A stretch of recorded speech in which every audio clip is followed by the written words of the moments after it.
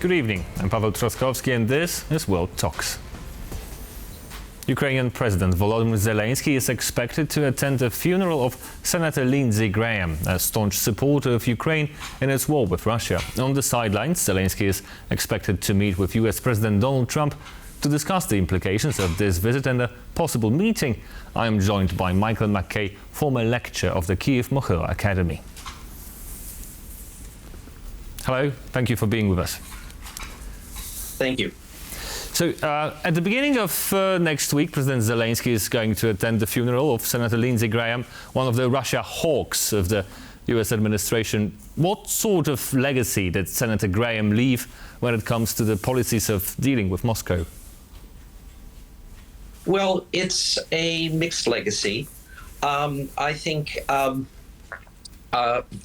until the beginning of the first Trump term, he was very pro-Ukraine, and he even made a visit along with other U.S. senators to the front line in Donetsk region, to the battlefront on New Year's Day at the end of 2016, and gave a statement that we are with you to Ukrainian Marines.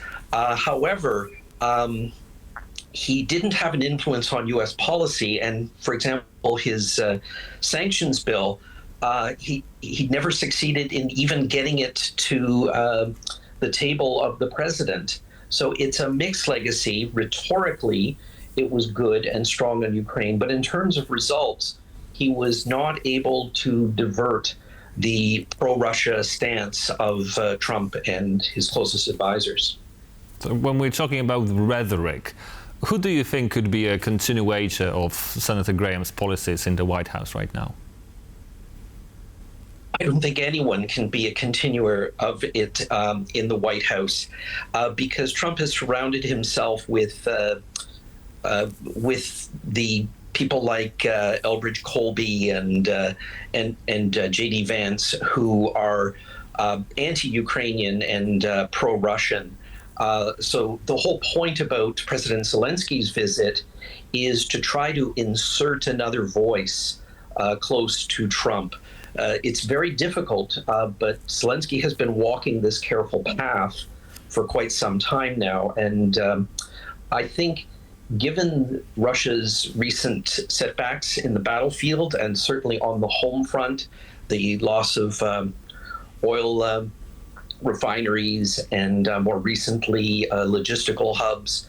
So I think there's an opening that President Zelenskyy can have to reach Trump directly. And it will be on a personal level because concepts are not relevant to Trump or the administration. So it has to be personal to kind of separate Trump from his fascination and, frankly, obedience to Putin. What kind of personal arguments do you think President Zelenskyy could present to Donald Trump in order to persuade him to be on the Ukrainian side again, or at least for the first time, really? It will have to be psychological and personal. So to portray, Trump wants to appear to be a winner and to be strong. And Zelenskyy will get across the point that by attaching himself to Putin and to the cause of Russian aggression, Trump is not that. The weakness of Putin is taken on by Trump because of his strange attachment to Putin. And the failures of the Russian invasion will go to Ukraine, will go to Trump, because he will seen as being someone who abandoned Ukraine when they needed U.S. help the most, which is true. Trump's cut off support, even stopped sending anti-ballistic missile systems, and introduced a pay-to-play system where American arms would be provided to Ukraine only if the Europeans paid for them.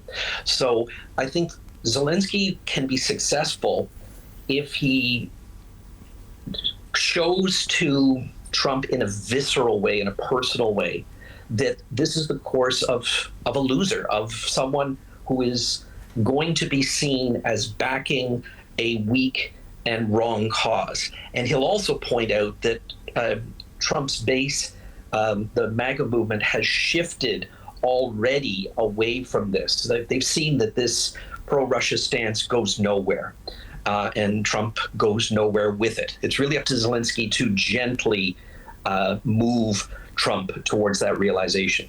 Donald Trump has this reputation of liking to be on the winner's side, but as you mentioned, we have three very different negotiating positions at the moment: Russian, US, and Ukrainian. I would like to start with Russian again to talk about it in depth a little bit more. How bad is the negotiation position of Russia right now? Oh, it's as worse it could possibly be. Trump even restated his maximal demands, which is getting all of Donetsk region, all of Luhansk region, which Russia still does not occupy after over 12 years of war. But he even extended this to say that Russia has no intention of giving up the so-called buffer zone in Sumy region and Kharkiv region, and of course won't abandon Kherson and Zaporizhia region either, which he's already claimed to have annexed. So the Russian position is as bad as it can be. But I think it's up to Zelenskyy and really the press as well to realize it's always been a maximal position. At no time has Russia ever negotiated in good faith. It's always asserted maximal demands and called that negotiations. So I would say that there have never been actual negotiations because Russia has never given up its maximal demands. And also, even those are not the limits, because let's not forget, this is a genocidal war of aggression, and the war aim of Russia is to annihilate the Ukrainian nation. So Putin will never give up on that. And so his fate is tied to this course that he's set, that it is unalterable. So there can be no negotiations as we understand them, a give and take and a deriving of a mutual understanding. This is absolutely impossible. You say that Russian position is as bad as it could possibly be. We've just had Kazakhstan President Tokayev sitting next to Vladimir Putin saying that Kazakhstan does not understand this war and Russia should end it. Where do you think pressure on ending the war on Russia could come from apart from the United States, given Kazakhstan's position, for example? Yeah, I don't think Kazakhstan's position is good, and the president of Kazakhstan is demonstrating that he's actually making a point that he's more autonomous from Moscow than, for example, President Lukashenko in Belarus is. So he's actually taking a very careful course there by saying, I don't understand it, you should end the war. Very interesting position for him to take. But where I think it could possibly end, I don't think it will be this external pressure. It certainly won't be negotiations. It will not be an uprising of the Russian people. I think the historical evidence is that it's most likely to be a coup. That's what ended the Romanov dynasty, the Bolshevik coup, and it's what was attempted by Rogozhin a couple of years ago, and he ended up being murdered by Putin. That is the most likely way, because the Russian regime is very brittle. It looks strong until it collapses. So I think it's good that we support Ukraine, that they put this pressure, that they have these slow but steady minor gains on the battlefield and destroy the war machine of Russian aggression. And this pressure will hopefully bring to a breaking point. Because if that doesn't come, this is a forever war until the Western allies decide that the real end of the war is the victory of Ukraine, which it is, but they need to come to that realization. Okay, so that was the Russian negotiating position. Now the US. With the war in Iran far from being called a successful intervention, how much could Donald Trump win domestically on supporting Ukraine at the moment? Oh, he could win enormously, but I think there's a lot of impediments to why he won't do that. Yeah, he's got no way out with the war he started with Iran. It's certainly none that will regain him any support. And if he realizes that his continued support for Russia is also going nowhere, and he will continue to lead support, and were to commit to full support for Ukraine and talk about not just ending the war, but Ukraine's victory, his popularity would be huge, and he could really turn his fortunes around.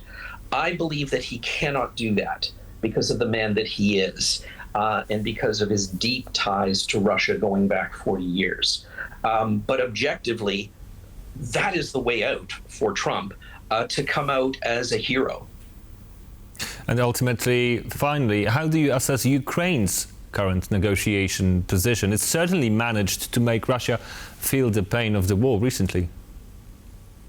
Yes, and I think it's smart to echo the language coming from the Trump administration about ending the war.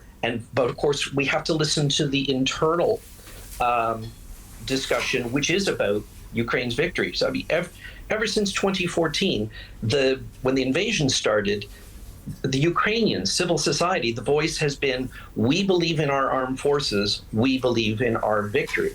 And we saw recently, with the political scandal concerning the firing of the defense minister in Ukraine, that civil society in Ukraine is very strong. So Zelenskyy is we saw that he listened to the street on this, and he changed the commander-in-chief of the armed forces of Ukraine. But when he goes to Washington, he'll try to get an audience with Trump, and he'll echo this language, and he'll try to shift. So I think Ukraine's negotiating position in keeping the Americans at least from committing fully to the cause of Russian aggression, which would be the worst possible result, and showing to a domestic audience, which we should not ignore, that he still leads the fight to liberate the captive territories. I think Zelenskyy is doing a reasonable job to give the right message to the different audiences. And as you say, his position is enormously strengthened by battlefront successes, and more particularly the deep strikes on the Russian war machine. So just one last quick question to finish off. For how much longer do you think this opening that Ukraine is enjoying at the moment could last?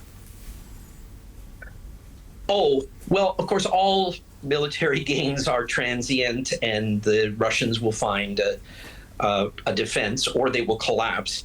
So, I say, how long can this last? Again, barring a Russian collapse, I think everyone is looking at the fall, because that's when the so-called elections in Russia will be held, and everyone expects Putin to engage mobilization at this point, even though we all know everyone understands this is a terrible choice for Putin. It will not be popular. It also will not be successful. But since he's committed to the death to this. So I think this current opening is really until September, October, and then we'll see a real shift. MacKay, former lecturer from the University of Kyiv Mohyla Academy, was our guest. Thank you very much. Thank you very much.